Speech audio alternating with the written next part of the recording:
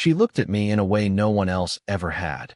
Steady, unflinching, as if she could see past the jokes I told and the careless way I tried to fill silence. Her eyes lingered on mine just long enough to make my chest tighten. I should have looked away. Instead, I stayed. The kitchen was too quiet for how close we stood. A faint hum from the refrigerator, the tick of the wall clock, and the uneven rhythm of my own breathing were the only sounds. Her hand brushed against mine when she reached for the cup in front of me. That single graze, barely a touch, sent heat crawling up my arm like it had been waiting all day for her. She was my friend's mother. Older, sharper, carrying herself with a kind of grace that made everyone else in the room shrink a little. But alone, in moments like this, there was something else in her. A flicker of hesitation in the way she tucked her hair back. A faint tremor in the breath she let out when she thought no one was listening. I noticed those things. I always did. "You don't have to stand so close," she murmured, her voice low, though she didn't move away. "I know," I said. And still, I didn't step back. Her lips pressed together, caught somewhere between disapproval and something softer. The line of her shoulders was firm, practiced, but the way her fingers lingered on the counter betrayed her. I wanted to reach out, to cover her hand with mine, but the air was so taut between us it felt like touching her would break something fragile we hadn't named yet. The light through the window caught in her hair, highlighting faint strands of silver she didn't bother to hide. I couldn't stop staring. Not in pity, not in admiration exactly, but in the strange, undeniable pull of her presence. She noticed my gaze. She always did. "Do you know what you're doing?" she asked suddenly, turning her head so quickly I almost flinched. The words weren't sharp, not exactly. More like she needed to hear me say something I wasn't supposed to say. I swallowed, throat dry, my mind running through excuses that would make me sound innocent. I didn't want innocent. "Every move is for you," I said quietly, the words slipping out before I could dress them in safer clothing. Her breath caught. The smallest hitch, the kind of sound she would have disguised if anyone else were here. For a moment, her hand froze on the counter, and I thought she'd pull away entirely, remind me of the years between us, the reasons we couldn't be standing like this. But she didn't. Instead, she tilted her chin, studied me with an unreadable expression, and let the silence stretch until my pulse was pounding against my ribs. I wanted her to speak, to break the tension with anything, anger, laughter, even dismissal. But she only looked at me, her eyes softer now, heavier, as if carrying something she'd kept hidden for too long. I shifted closer without realizing it. Her perfume was faint, not floral, not sweet, but something understated, like warmth itself. I breathed it in and knew I was already too far gone. The sound of the front door unlocking shattered the moment. A key scraping against metal, then the creak of hinges opening. Her head turned sharply toward the noise, the spell breaking like glass between us. Her hand slipped away from the counter, and from me. But her eyes lingered 1 second too long, saying what her lips wouldn't. The front door shut with a thud, footsteps echoing faintly down the hall. We both froze, neither of us breathing, as if silence could erase what had just passed between us. She stepped back first, smoothing her blouse with a calmness that looked rehearsed. By the time her son walked into the kitchen, she was pouring water into a glass like nothing had happened. I shoved my hands into my pockets, leaning on the counter, trying to look casual, but I could still feel the electricity where her skin had brushed mine, as if it hadn't let go. Later that night, when the house was quiet again, I caught myself replaying it. The way she'd looked at me, her voice when she asked if I knew what I was doing. She must have thought I was just reckless, some kid too young to understand. But she didn't see how much I'd noticed about her long before that moment. I noticed the stack of unopened mail she left on the side table for days. The way she'd pause when someone mentioned their husband, though hers had been gone for years. I noticed how often she laughed for others, but pressed her lips shut when she thought no one was watching. Loneliness isn't loud. It shows up in the smallest ways, and I saw it in her. Maybe that's why I couldn't look away. She must have felt my eyes on her the next evening, because she stopped mid-sentence, turning with a sharpness that almost dared me to admit it. Her son had already gone upstairs, leaving us alone with the TV murmuring in the background. "You watch too closely," she said, crossing her arms, though the corners of her mouth twitched like she wanted to say more. "Maybe you don't realize how much there is to see," I murmured. She looked at me for a long beat, then shook her head, amused but uneasy. You're 22.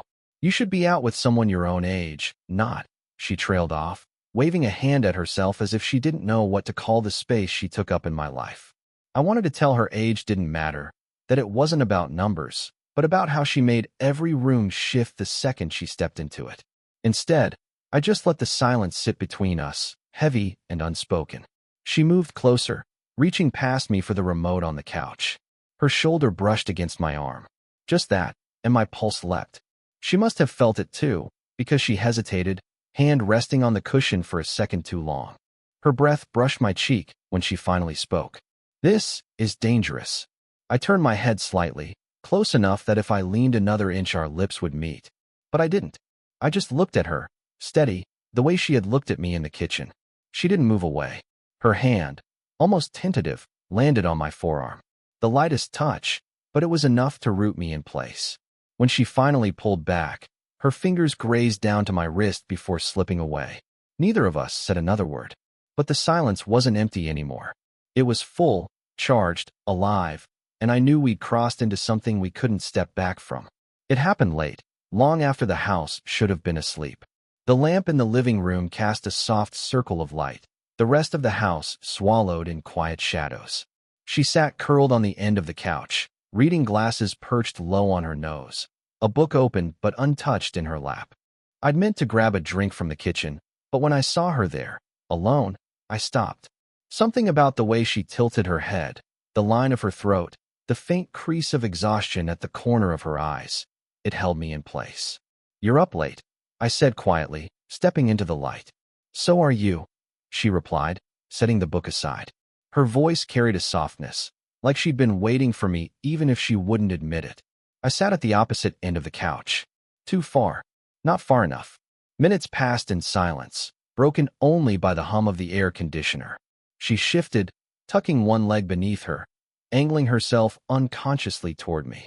My knee brushed hers. Neither of us moved away. Do you ever think about what people would say? She asked suddenly, eyes fixed on her hands. All the time, I admitted. Her gaze flicked up, startled by my honesty. For a moment, we just looked at each other. My chest rose too quickly. Her lips parted as if to say something, then closed again. The air grew tight, heavier. She leaned slightly toward me, her shoulder close enough that I could feel the warmth radiating off her skin. I wanted to close the gap, to end the constant ache of almost. Just as I began to lean in, her phone lit up on the table. The sudden glow shattered the moment. A message buzzed across the screen. She snatched it up quickly, too quickly, and placed it face down, her hand lingering on top of it like a shield. We both pretended not to notice the way her cheeks flushed. I shouldn't, she began, voice low, breaking apart halfway through the sentence. You already are, I said before I could stop myself. Her breath caught. She looked at me, eyes wide, torn between pulling away and moving closer. I could see the battle in her, guilt, fear, longing. I felt it too, every reason why this was wrong hammering against every reason why it felt inevitable. The space between us shrank on its own. My hand hovered near hers, not touching, just close enough to make the air burn. She turned her palm slightly, as though inviting the contact without asking for it. I leaned forward. Her breath brushed my lips. My pulse thundered in my ears, drowning out everything but her. Then the stairs creaked. We broke apart instantly, both snapping our heads toward the sound. Footsteps, light but unmistakable, moved above us. She pressed a hand against her chest, exhaling in a shaky rush, relief and panic tangled together. When the footsteps faded, we looked back at each other. Neither of us moved to fill the space that had been forced between us. But the electricity didn't fade. If anything, it bound us tighter, leaving us caught in the gravity of what almost happened. And this time, neither of us tried to deny it. It was raining that night, hard enough that the sound against the windows filled the house. She stood at the sink, rinsing a glass, her back to me. I should have gone upstairs, left her alone, but the storm felt like an excuse, like the world itself was urging me to stay in the room with her. You're staring again, she said without turning. You noticed, I answered softly. She set the glass down with more force than necessary, droplets scattering. When she finally faced me, her eyes held something sharp, almost angry. You think this is a game? that you can just look at me like that." Her voice cracked on the last word, betraying her. I took a step closer. Then another. She didn't move away. "It's not a game," I said. "I can't stop." Her breath hitched. She pressed her palms against the counter, as if bracing herself. "You're too young. People don't see what happens when it's just us." Silence pulsed between us. The rain beat harder against the glass, thunder rolling low. I reached out without thinking, fingers brushing a strand of damp hair from her face. She froze under the touch, eyes widening, but she didn't push me away. My thumb lingered at her temple, tracing the faint line where her hair met her skin. "You don't know what you're asking for," she whispered. "Then show me." I murmured back, my voice so low it barely carried. Her hand lifted, hesitant, and rested lightly against my chest. Even through the fabric of my shirt, the warmth of her palm set me alight. She leaned the barest fraction closer, as though against her own will, her forehead almost brushing mine. I could feel her breath, uneven, quick. "This would ruin everything," she said, but her voice lacked conviction. I bent nearer, lips just shy of hers, every nerve screaming to close the distance. My heart pounded so loud I wondered if she could hear it. Then she pulled back, just an inch, just enough to break the unbearable closeness. "You'll regret this someday," she whispered, though her hand still pressed against my chest, not leaving. "Not once," I breathed. The storm outside cracked with lightning, filling the room with a sudden white flash. She flinched, and in that startled movement, her body brushed fully against mine. My hand slid instinctively to the small of her back, holding her steady. We froze like that, locked in a fragile moment neither of us dared shatter. Her lips parted, trembling on words she couldn't quite say. And then, the doorknob rattled from the front entrance. A jarring, ordinary sound in the middle of something that felt anything but ordinary. Her eyes snapped to mine, wide, panicked, pupils blown wide with everything we hadn't yet confessed. 1 second. 2. She didn't move away. The door never opened that night. Whoever rattled the knob must have walked away, leaving the storm to swallow the sound. But the damage was done. The spell broke, leaving us raw and silent. She pulled from my arms slowly, as though detaching herself from something that had already become part of her. "We can't keep." Her words trailed off, her voice ragged. I wanted to argue, but the fear in her eyes rooted me still. The next day, the air between us shifted. She avoided my gaze at breakfast, busying herself with dishes that didn't need washing. I tried to act normal, but every movement felt exaggerated, wrong. Then it happened. I was headed upstairs when I heard it, her voice, low, on the phone. I paused at the landing, the door just slightly open. "No, I haven't told him," she whispered, her tone taut with strain. "Because it would destroy everything." The words sliced through me. "Told who? Told what?" A pause. Then softer. "I can't let him know how much I feel it. He's too young, too close." The air punched from my lungs. She wasn't talking about anyone else. She was talking about me. My hand tightened on the railing. I wanted to burst in, to tell her I already knew, that I'd felt it every second we'd been alone. But my body betrayed me.